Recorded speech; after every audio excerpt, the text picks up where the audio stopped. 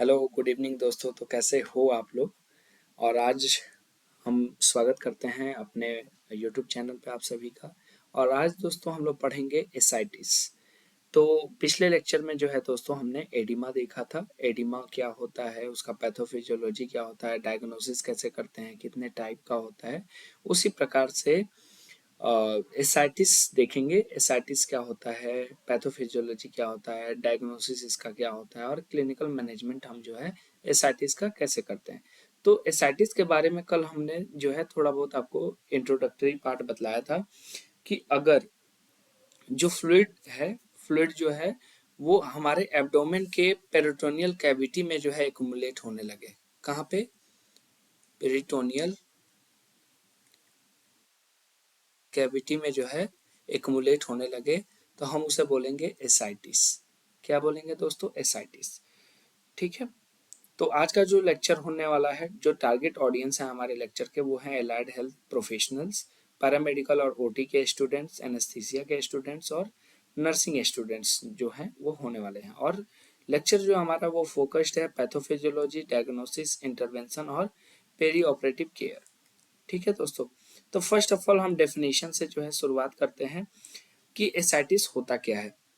जैसा कि मैंने आपको बताया कि जो पेरिटोनियल कैविटी है उसमें जो है ये फ्लूइड इकट्ठा होने लगता है। पेरिटोनियल कैविटी क्या है, उसका निर्माण कैसे होता है?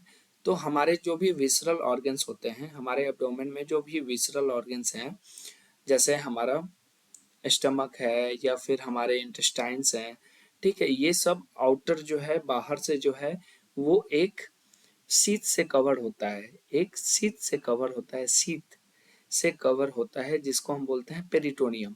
और ये पेरिटोनियम के दो जो है शीत होते हैं। एक बाहरी शीत होता है और एक अंदरूनी शीत होता है। बाहरी शीत को हम बोलते हैं पेराइटल पेरिटोनियम और अंदर वाले शीत को बोलते हैं विसरल पेरिटोनियम। ठीक है दोस्तों। और इन दोनों इन जो है पेराइटल और विसरल पेरिटोनियम के बीच में जो है हमारा क्या होता है, जो होता है हमारा पेरिटोनियल कैविटी का निर्माण होता है। ठीक है, क्या होता है उसमें? हमारा पेरिटोनियल कैविटी का निर्माण होता है। मैंने बोला पेराइटल और विसरल पेरिटोनियम के बीच हमारा क्या है? पेरिटोनियल कैविटी का निर्माण होता है। इसमें क्या रहता है? पेरिटोनियल फ्लूइड रहता है। क्या रहता है? पेरिटोनियल फ्लूइड रहता है। ठीक है। और इसी फ्लूइड के का जो वॉल्यूम है वो बढ़ने लगता है, जिसके वजह से जो है आपका एब्डोमिनल कैविटी जो है वो डिसेंड होने लगता है। वो जो है अ, एक तरह से बोलते हैं जिसको पेट का फूलना, due to accumulation of fluid. ठीक है, यहाँ आप डायग्राम में देख भी सकते हो। यहाँ आप डायग्राम में दोस्तों देख भी सकते हो। तो कह रहा है कि इसका डेफिनेशन क्या है। डेफिनेशन एक बार देख लेते हैं। The pathological accumulation, pathological accumulation of fluid, fluid का एक्युमुलेशन हो रहा है with in the peritoneal cavity. कहाँ हो रहा है? तो पेरिटोनियल कैविटी में। ये पेरिटोनियल कैविटी कहाँ है? तो पेराइटल और विसरल पेरिटोनियम के बीच, हमारे एब्डोमेन में। और ये क्यों हो रहा है? तो due to imbalance between fluid production, जो भी फ्लूइड प्रोड्यूस हो रहा है वो, और उस फ्लूइड का एब्जॉर्प्शन जो हो रहा है वो, इन दोनों के बीच जो है वो समावेश नहीं है, एक इक्विवेलेंसी जो है वो डेवलप नहीं हो पा रही है। ठीक है। आपने देखा होगा कि हम लोग सीएसएफ, सेरेब्रो स्पाइनल फ्लूइड की बात करते हैं। तो सेरेब्रो स्पाइनल फ्लूइड का भी प्रोडक्शन होता है डेली बेसिस पे, और डेली बेसिस पे उसका एब्जॉर्प्शन भी होता है। उसी प्रकार से ये जो पेरिटोनियल फ्लूइड है ये भी डेली बेसिस पे सिक्रीट होता है और डेली बेसिस पे एब्जॉर्ब होता है। ठीक है। तो अगर इसका प्रोडक्शन जो है, फ्लूइड का सिक्रीशन जो है वो ज्यादा है, लेकिन उसका एब्जॉर्बेंस जो है वो कम है, तो इसके वजह से क्या होगा? फ्लूइड बहुत ज्यादा एक्युमुलेट होगा, बहुत ज्यादा एक्युमुलेट होगा तो एसाइटिस डेवलप होगा। ठीक है दोस्तों। और इसका जो मोस्ट कॉमन कारण है, ठीक है, commonly complicating chronic liver disease, और ये किसके वजह से होता है? क्रोनिक लीवर डिजीज के वजह से। कैसे होता है हम आगे पढ़ते हैं। तो first of all defining the pathology, fluid accumulation in the peritoneal potential space. तो यहाँ जो है दोस्तों डायग्राम के थ्रू दिखाया गया है आपको। ये देखो आपका पेराइटल और विसरल पेरिटोनियम। ठीक है। ये है एब्डोमेन का वाल, है ना, एब्डोमिनल वाल है, ये है आपका पेराइटल पेरिटोनियम, ये है विसरल पेरिटोनियम। ठीक है, और इसके बीच जो है आपका पेरिटोनियल कैविटी है। ठीक है, यहाँ पे ये देखो इंडिकेट भी किया गया है, parietal peritoneum line the abdominal वाल, एब्डोमिनल वाल से बहुत सटा होता है, और ये होता है सेकेंड वाला जो लेयर, अंदरूनी वाला पार्ट जिसको बोलते हैं विसरल पेरिटोनियम, ये कवर करता है एब्डोमिनल ऑर्गन्स को। ठीक है, और ये है पेरिटोनियल कैविटी, इसके बीच का स्पेस। तो peritoneal cavity, peritoneal cavity, the potential space, pathological accumulation site normally contain only one small volume of serous fluid for organ lubrication। और अगर हम नॉर्मली बात करें तो नॉर्मली इसमें क्या होता है, एक सीरस फ्लूइड होता है जो ऑर्गन्स को क्या करता है, लुब्रिकेट करता है ना, उनमें जनरेट होने वाले फ्रिक्शन को एक तरीके से बोले तो कम डाउन करता है। ठीक है, और इसी स्पेस में जो है एक्सेसिव फ्लूइड जब जमा हो जाएगा तो उसके वजह से क्या होगा, ऑर्गन्स पे डिप्रेशन कॉज होगा, है ना, क्योंकि ये जो पोटेंशियल स्पेस है, जो पेरिटल कैविटी है, सॉरी जो पेरिटोनियल कैविटी है, उसका जो स्पेस है वो बहुत ज्यादा ऑक्यूपाइंग हो जाएगा ड्यू टू फ्लूइड एक्युमुलेशन। और इसके वजह से क्या होगा दोस्तों, इसके वजह से जो अंदर ये जो विसरल ऑर्गन आपको दिख रहे हैं, जो भी ये विसरल ऑर्गन दिख रहे हैं, इन पे लगातार प्रेशर जो है फॉर्म होना शुरू होगा। और ये प्रेशर किस प्रकार का प्रेशर होगा, कल भी हमने पढ़ा था, हाइड्रोस्टैटिक प्रेशर। ठीक है, उसके बाद क्लिनिकल कंटेक्स्ट की बात करते हैं तो normally a high friction zone requiring lubrication, pathology occur when production exceed absorption. और प्राइमरी ड्राइवर्स की बात करें तो क्रोनिक लिवर डिजीज जो है एसाइटिस का मुख्य कारण है, और portal hypertension.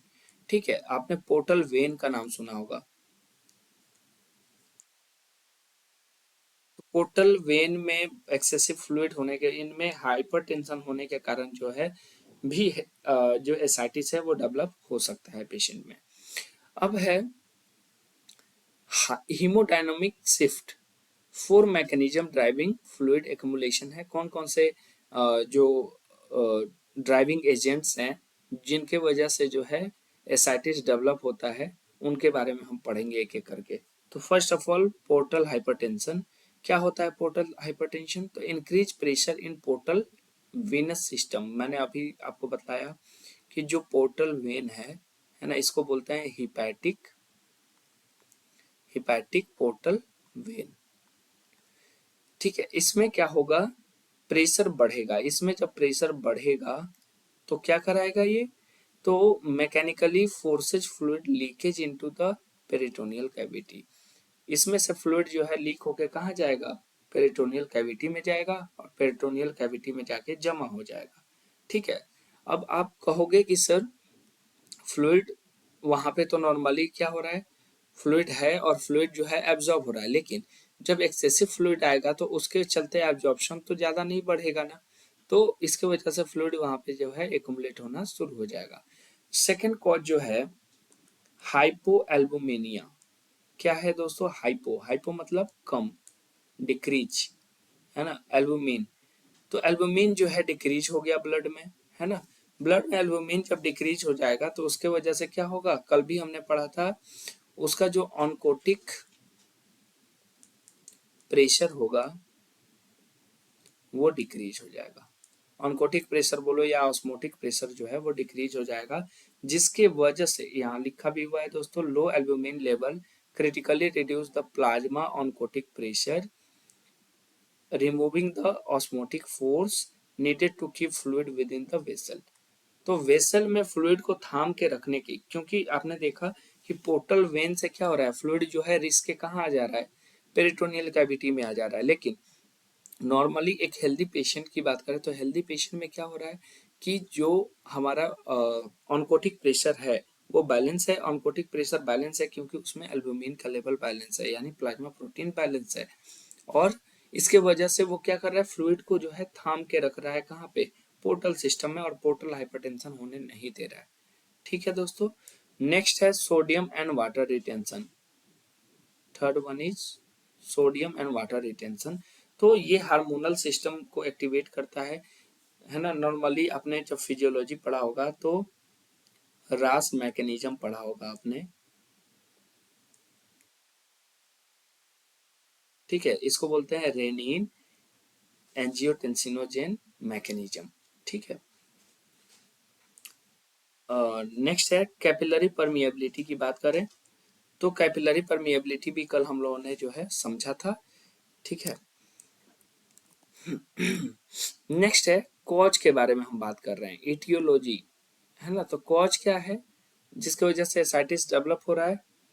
Sorry, first primary जो कॉज है वो है हमारा हिपैटिक इश्यूज। तो क्या हो सकता है, तो लीवर सिरोसिस हो गया, ये मुख्य कारण है एसाइटिस डेवलप होने का। अल्कोहलिक लीवर डिजीज हो गया या क्रोनिक हेपेटाइटिस है। Second one is cardiac cause है, तो कंजेस्टिव हार्ट फेलियर है, उसके वजह से भी क्या है, पोर्टल हाइपरटेंशन होगा और जो है एसाइटिस डेवलप होगा। और कॉन्स्ट्रिक्टिव पेरिकार्डाइटिस है। रीनल कॉज क्या हो सकता है, तो नेफ्रेक्टिक सिंड्रोम हो सकता है और क्रोनिक किडनी डिजीज हो सकता है। नेक्स्ट वन इज मेलिग्नेंसी, है ना, पेरिटोनियल कार्सिनोमेटोसिस हो सकता है या ओवेरियन कैंसर हो सकता है या गैस्ट्रोइंटेस्टाइनल कैंसर हो सकता है इसका कॉज। इन्फेक्शन, ये भी बहुत कॉमन कॉज है। ट्यूबरकुलोसिस पेरिटोनाइटिस जो है हो सकता है जिसकी वजह से जो है क्या डेवलप हो, एसाइटिस डेवलप हो। और पेनक्रिएटिक पेनक्रिएटाइटिस हो, मतलब पेनक्रिएटिक इन्फ्लामेशन और पेनक्रिएटिक डक्ट लीकेज हो, ठीक है। अब यहाँ बोल रहा है ओवरवेलमिंग क्लिनिकल मेजोरिटी की बात करें तो liver cirrhosis remains the dominant global aetiology for the ascites presentation. तो कह रहा है कि एसाइटिस डेवलप होने का अगर ऑल ओवर वर्ल्ड में हम पेशेंट्स की बात करते हैं तो सबसे ज्यादा जो मुख्य कारण है वो है liver cirrhosis, liver disorders. Next one is fluid topology की बात करें या जब हम डिफरेंशिएशन की बात करते हैं कितने तरह के एसाइटिस मुख्यतः होते हैं, तो दो तरह के एसाइटिस हमें पढ़ने को मिलते हैं। कौन कौन से, ट्रांसड्यूटिव और एग्जीक्यूटिव। तो इन दोनों के डिफरेंसेस को देखते हैं। पैथोलॉजिकल ड्राइवर्स की बात करें तो सिस्टेमिक कंडीशन, मतलब pressure, volume imbalances. Executive ascites में लोकलाइज इन्फेक्शन और एक्टिव मैलिग्नेंसी, है ना। और प्राइमरी इटियोलॉजी की बात करें तो लीवर सिरोसिस और हार्ट फेलियर है, इधर ट्यूबरकुलोसिस और कार्सिनोमेटिस से।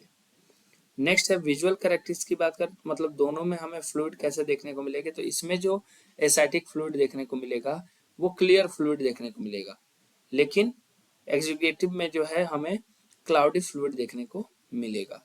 प्रोटीन कंटेंट की बात करें तो इसमें लो प्रोटीन होगा, क्योंकि ये तो जनरल कॉज है। जनरल कॉज क्या है कि हाइड्रोस्टेटिक प्रेशर और ऑस्मोटिक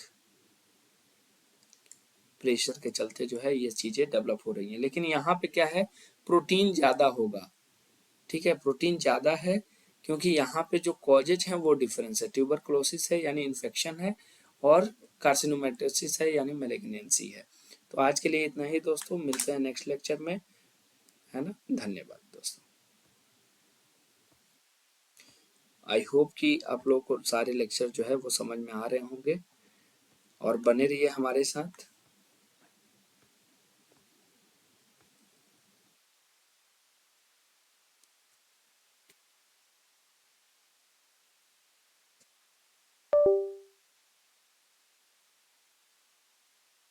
थैंक यू दोस्तों।